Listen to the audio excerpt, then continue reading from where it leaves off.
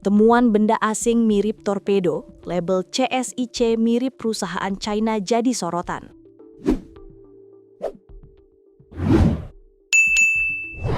Sebuah benda asing yang menyerupai torpedo ditemukan di perairan Gili Trawangan, Kabupaten Lombok Utara, Nusa Tenggara Barat, NTB, Senin 6/4/2026. Temuan ini masih dalam tahap penyelidikan dan diduga merupakan perangkat teknologi kelautan. Benda tersebut pertama kali ditemukan oleh seorang nelayan bernama Arianto sekitar pukul 10 WITA saat menjaring ikan di perairan sekitar 16 km utara Gili Trawangan. Karena dianggap mencurigakan, benda itu kemudian ditarik dan dibawa ke pesisir, tepatnya di kawasan pantai dekat salah satu hotel. Secara fisik, benda tersebut memiliki panjang sekitar 3,7 meter dengan diameter 70 cm dan berbentuk silinder menyerupai torpedo.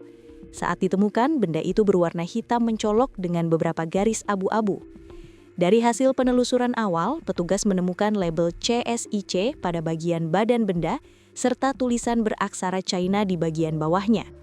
Temuan ini menguatkan dugaan bahwa benda tersebut merupakan perangkat teknologi kelautan.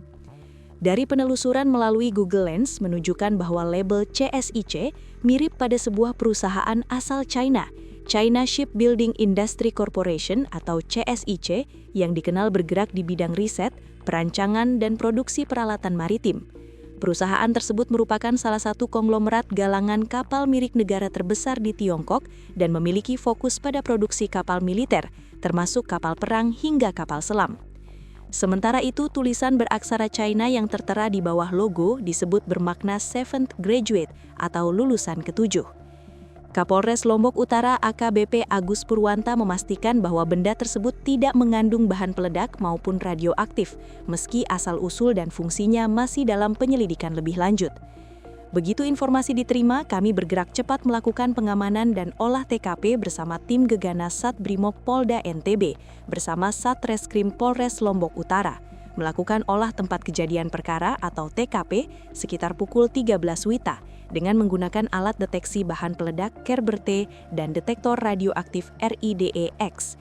Hasilnya, tidak ditemukan indikasi ancaman langsung.